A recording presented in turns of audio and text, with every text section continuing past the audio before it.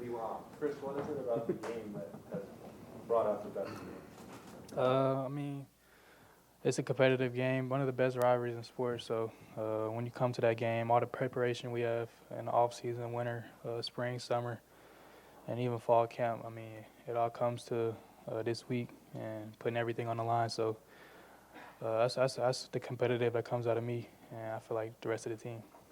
As somebody who goes through the full 365 and how important the rivalry is, and the fact that you've also played really well in these games, how much did it hurt last year to not have it? It was weird. It was a weird year, COVID year. I think 3 of our games got canceled, and unluckily, that was the game that got canceled. But I'm just glad we get to play in it this year, so I'm looking forward to it. Right next door, Jeremy Birmingham, Letterman Chris, Row. Michigan was one of the teams that recruited you towards the end as you were starting to kind of become well-known. Mm-hmm. How did the value of this game change between what they did on the recruiting trail and what Ohio State did? They both recruited me real hard. At the end of the day, it was a decision I had to make for my future, and I didn't make an impact, but I have respect for that program, and it's a great team, and I'm looking forward to playing. Sorry to cover you. Did their staff talk about this rivalry at all in the recruiting effort at all? A little bit. I didn't get that deep into that school, but I talked to them a little bit, but I was kind of leaning towards other schools. Right behind him, Tim May, Letterman Row. Yeah, Chris, is there a sense that this offense is clicking on all cylinders going into this game? I mean, how much better are you guys from a standpoint of, I don't know, confidence in your quarterback, confidence in everything else? I know you had confidence in him from the beginning and stuff, but CJ seems to have really taken it by the horns recently and stuff. But what is the sense of this offense going into this game? I feel like we're real confident. We've been confident the whole year, but just to be able to click in all cylinders these past few weeks has boosted our confidence a lot more. I feel like we're having a lot more fun spreading the ball around, and even when we make plays, we're happy for each other, and I feel like that's all that matters is we're having fun out there. I feel like we're going to be clicking at all times. Right next door, Doug Maurice, Cleveland.com. Chris, where did you put your record-breaking ball?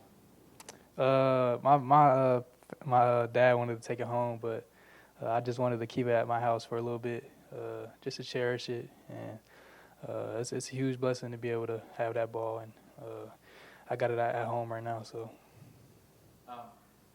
You obviously had a big game against Michigan as a freshman.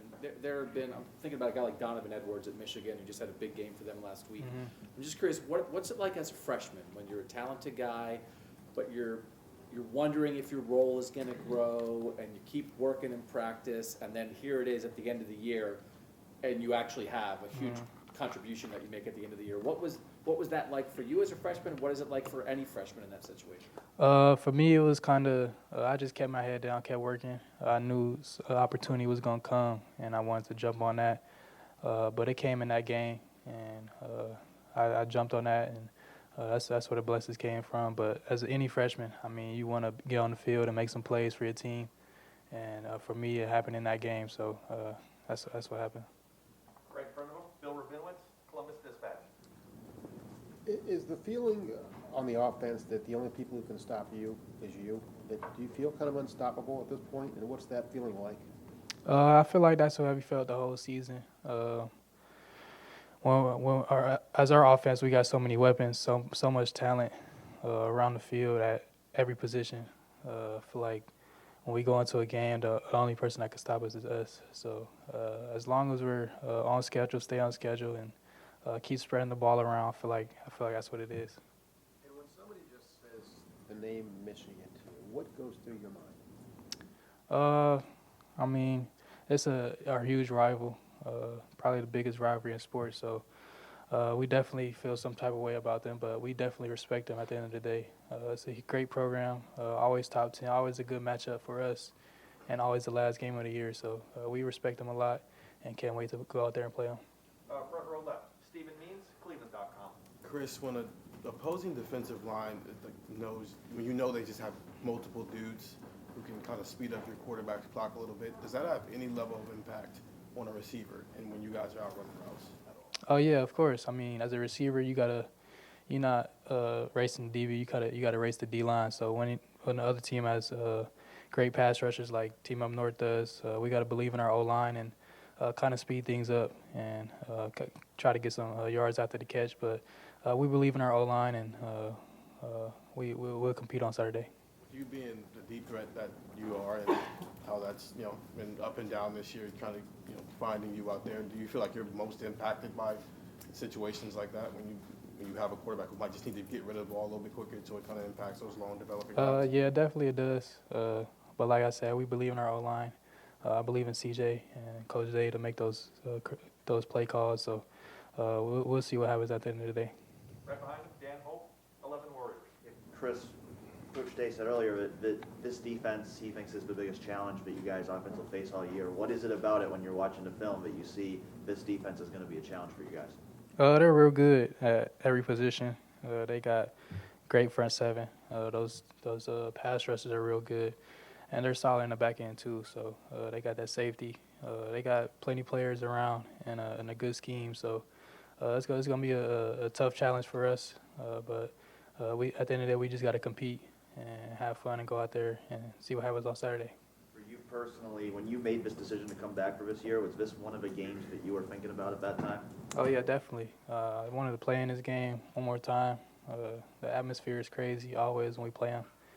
And just to be in a rivalry and be at Ohio State for this game is huge. So definitely was a thing in mind for my decision to come back. There's a lot of guys who haven't played in this game because of what happened last year. What do you say to those guys about making sure they understand just how big this game is? I believe they understand. The freshmen that came in last year, they've been preparing almost 700 days for this game, so I know they're prepared. And the freshmen that just came in, I know they're prepared. So it's just a matter of time for when the game comes, and I know we'll be ready. So.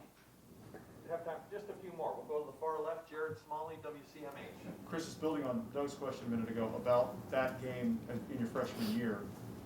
Now that you've had all these other experiences, all these other records and achievements in your career, do you still look back at that game as kind of a linchpin, kind of that moment where you pivoted to something special? Like how critical was that moment in your career?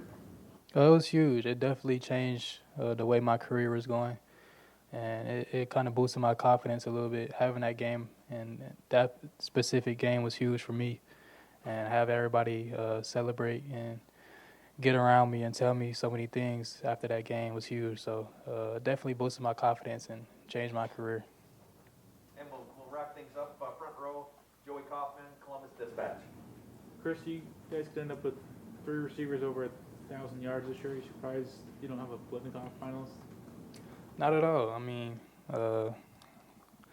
for this program, we kind of spread the ball around. We're all happy for each other. But at the end of the day, we're not trying to look for personal awards. We want a team award. So I saw the finalists that came out earlier today, and I'm proud of J-Mo.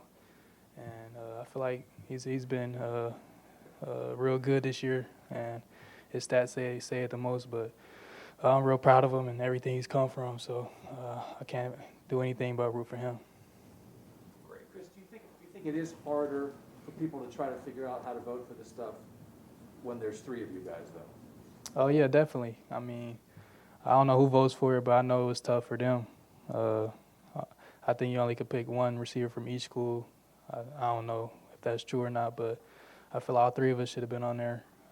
But at the end of the day, like I said, it doesn't matter to us. We just want the team awards, and we'll see what happens the rest of the year. Great. Chris, thank you.